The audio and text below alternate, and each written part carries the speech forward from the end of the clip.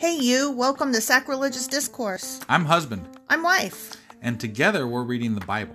Starting with Genesis and eventually ending with Revelations, we're working through every book and offering our atheist 2 cents. Or shekels. Yeah, those.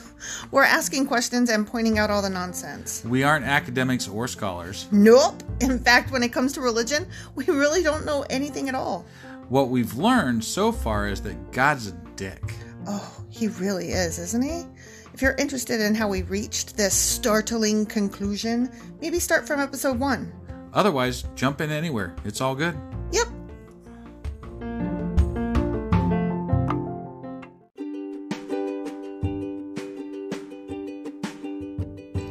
Hey wife, we just got a new sponsor. It's Anchor. They must think we're doing something right because they picked us back up. That's amazing. Want to hear something even more amazing? Yeah? I actually know what they are. You are full of shit. I'm calling your bluff. Tell me about Anchor. Okay, so Anchor by Spotify is the easiest way to make a podcast with everything you need all in one place. I'm actually surprised you knew that, but did you also know that Anchor has tools that allow you to record and edit your podcast right from your phone or computer? Yes, because I see you do that on your phone all the time and it looks pretty simple. It really is, and when hosting on Anchor, you can distribute your podcast on listening platforms like Spotify and Apple Podcasts. But I use CastBox. Yeah, darling, I know you like CastBox. It gets distributed there too, and lots of other platforms as well. And how much are we paying for this awesome service? Absolutely nothing. Coolio, so then we should tell people to download the Anchor app or go to anchor.fm to get started? Yep, do it now. Husband! Wife! Do you remember what happened yesterday? Yesterday we watched Indiana Jones and the Raiders of the Lost Ark. Yes, we did. And then, what did we do today? We watched the last half of the Right, movie. but earlier today, we forgot to post our fucking podcast. Because we were so excited to watch the movie. We were. We got right off of recording and ran over to the couch and watched it. Yeah. Yeah. And then you started to fall asleep like right at the midpoint. Yeah, and so then we stopped it and we finished it today. Yeah, but then you got up this morning and you were like, holy shit! Well, I went to go try to play our podcast. I was like, where is it? Oh, shit. Haven't done that in a long time. Yep. But, yeah. Sorry, guys. That's how good the movie is. It was really good. So. I mean, honestly, we're sitting there and, okay, I know this is the intro. Sorry, nothing. But... we're sitting there watching the movie. How many times have we seen this? Like, it's from our childhood. I've got it memorized, for God's sakes. And yet, still, at stressful scenes, we're like, ooh, like, is he going to make it? Or, ooh, that's gross. Right. Like, such a good movie, you guys. It really is. Even better now that we've, read some of the shit that it references. Yeah. Yeah, no, it was like they had, like, they looked like cherubim on the ark. Yeah, you were looking for the ark. I was like, damn, that's cool. Oh, also, I read trivia. I'm so sorry, you guys. I read trivia that the robe that the guy wore during the ceremony. Yeah. Right before they open the ark. Right. At the end. That is very close to what is described in the Bible. Interesting. Yeah. I wasn't looking for that. Although I thought like it was wasn't he wearing like a white robe? But he had the vestments over it. Okay. It had like all the purple and shit like that. Okay. I mean, I didn't see pomegranates or nothing, but apparently like it. That's why their faces melted off. Exactly. I mean, he didn't have the pomegranates. If it wasn't for the pomegranates. Right? Yeah. You missed that bit. And he also mispronounced some words.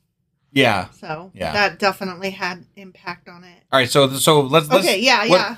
So what was in Samuel or 1 Samuel chapter 7? Yeah. What was it? What did we do? Samuel became the judge, and he was like, "You guys give up your idols and shit," and they were like, "Yeah, okay." Again. And so they did. Yeah, but we probably know that they didn't. Right. Jeff's still holding on to his. Yes, and Samuel ruled for a bit. Okay. And that's basically all that happened. And then today we're getting into 1 Samuel chapter 8. All right, let's go do this. Okie dokie.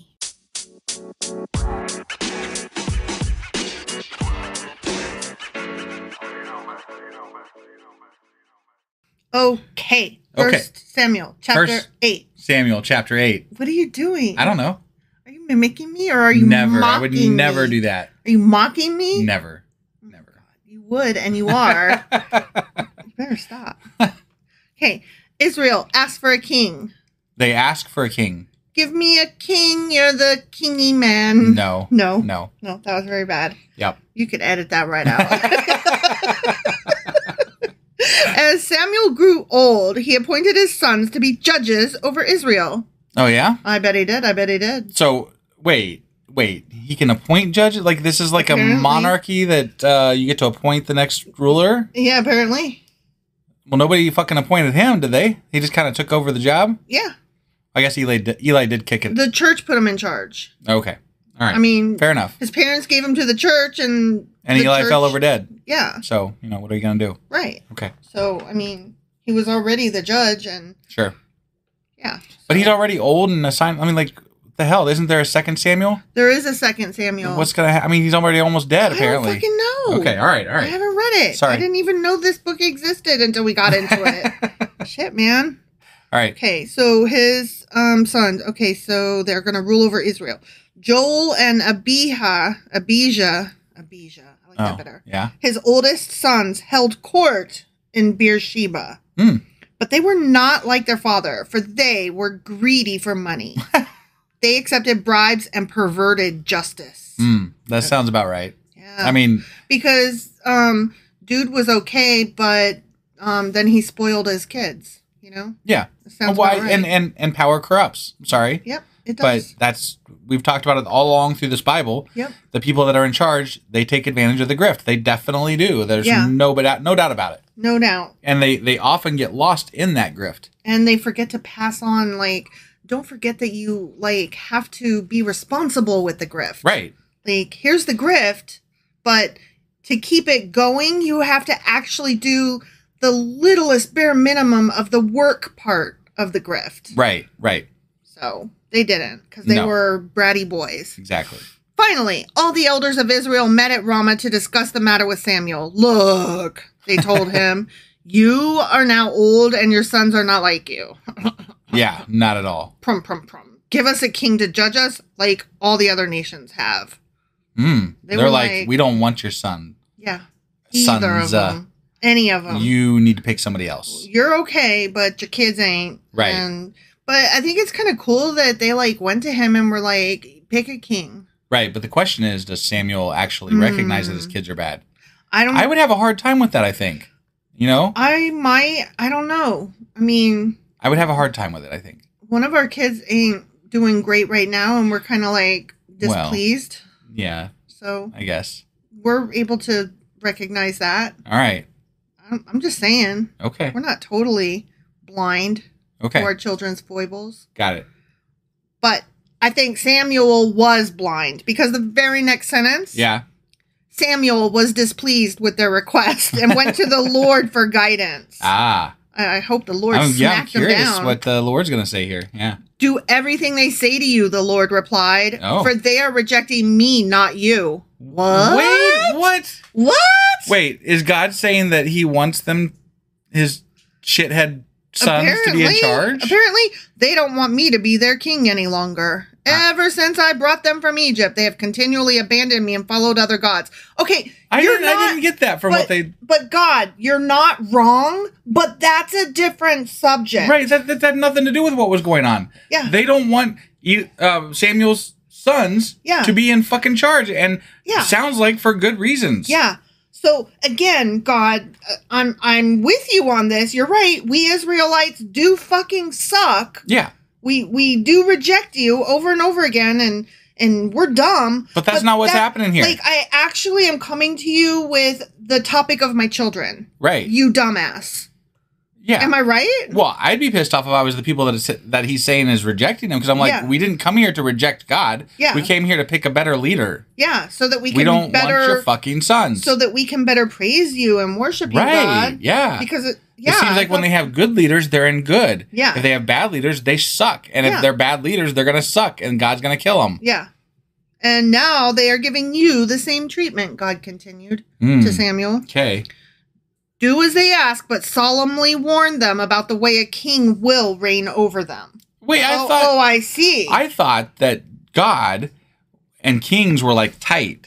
Remember? Yeah. They were kings were going to rule at the behest of God, essentially. Well, so this one's not? I guess God is going to harden this next king's heart. This is bullshit. This is bullshit. Because the people actually finally did something good. Yeah. Oh, unless you're saying that his kids were good, I don't know what the fuck this is. But it literally says that they're not good. Right. So, and if we're to take the Bible at its word, which is what we're told we have to do, right, then they were bad. They were bad. And God wants them to be in charge over a king that Samuel would pick. Yeah. Okay. I don't get it. I really don't get it. It's almost like God in this story is trying to make Samuel feel better. Like, I know, I can't believe he doesn't like your little shits. Right? I know. What are we going to do about that? You know, fine, let's just let him have a king. They'll see. No, you know what? I think this is obviously God doesn't exist, right? Yeah. This is Samuel pitching a fucking fit, and he's saying, God said I should put my kids in charge, but I'm going to let you have whatever you want. So. Yeah. Yep. So Samuel passed on the Lord's warning to the people. Yeah, that's exactly what the fuck happened. Right? Yeah. Who were asking him for a king. This is how a king will reign over you, Samuel said. Oh, okay. The king will draft your sons and assign them to his chariots and his charioteers, making them run before his chariots. Only if you pick a shitty king. But does that mean they're going to war, or what is that supposed to mean exactly? I don't know. Some will be generals and captains in his army. Some will be forced to plow in his fields and harvest his crops. And some will make his weapons and chariot equipment. Isn't that what they'd be doing anyway? Probably. They've been fighting people all along. They need food. Yeah. What is different here? I don't know. Okay. But this could be bad. The king will take your daughters from you and force them to cook and bake and make perfumes for him. Not perfumes. He will take away the best of your fields and vineyards and olive groves and give them to his own officials.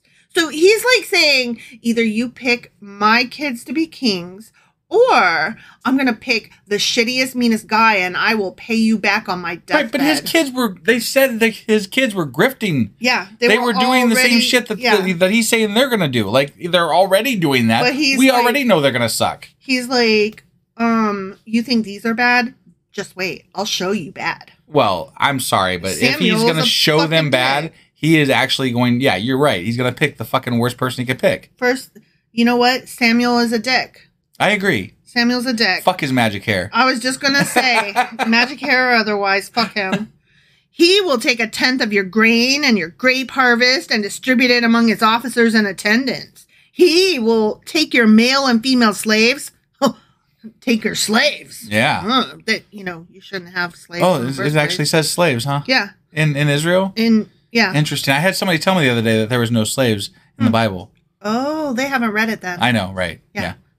He will take your male and female slaves and demand the finest of your cattle and donkeys for his own use. He will demand 1/10 of your flocks and you will be his slaves. Oh, okay. All right. When that day comes, you will beg for relief from this king you are demanding, but then the Lord will not help you. Of course he won't, because he's a fucking dick, as always. Except that God doesn't exist. Right. And so, but if he did, he was a dick. Yeah. So. Yeah. But the people refused to listen to Samuel's warning. Even so, we still want a king, they said. We want to be like the nations around us. Our king will judge us and lead us into battle. So Samuel repeated to the Lord what the people had said, and the Lord said, do as they say and give them a king. Then Samuel agreed and sent the people home. The end. Okay. So don't even know what to think about this bullshit. I think that it's crap because his sons are shit. Right. The leaders of the entire nation got together and were like, we have to do something about Samuel's kids. Samuel's going to die and his kids are horrendous. And we know from previous experiences in the Bible, if God were real in the Bible, from what they say, he has the ability to change people's hearts and minds about certain issues. Yeah. So he could take anybody that's in charge and convince them that, hey, you're going to do a good job instead of a bad job. Yeah. So they conspire to have these Israelites fuck up. Yeah. And then they're like, you fucked up and now I'm not going to help you. And they're like, please help us. And we're like, why is this the way it is? The way it is. I don't get it. It's true. true. I hate it. I hate it so much. It's a terrible story. It really is. All right. Well, that was it for chapter 8 today. Yep. And tomorrow we'll be back for 1 Samuel chapter 9. All right. We'll see you guys then. Find out who the next king is. Yeah. Find out. Yeah. All right. We'll see you guys then. Bye. Bye.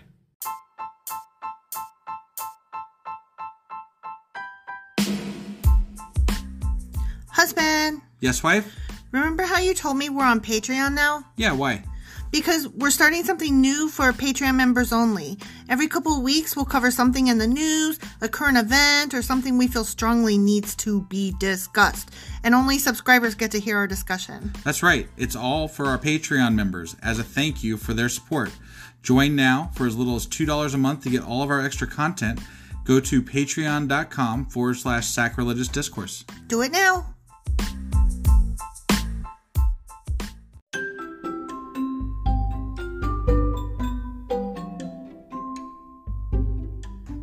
Husband, it's the end. It is indeed, wife. Tell the people where they can contact us. Well, they can get a hold of us via our email, which is sacrilegiousdiscourse@gmail.com. We have Twitter at sacrilegious_D. For D's nuts. Oh, why do you know? Why do you keep doing that? Ugh. All right, we have a Facebook page, an Instagram page, and a Pinterest page. But if you really want to get our attention, Twitter's where it's at. Twitter is where you're at. Yeah. And they should also review, like, and subscribe, yeah? Definitely. Apple Podcasts reviews help us out tremendously. And we also can use your support on Patreon, which is a great place to support us as well. That would be at patreon.com/sacrilegious discourse. Don't forget to say thanks. Thanks. Okay, bye. Bye.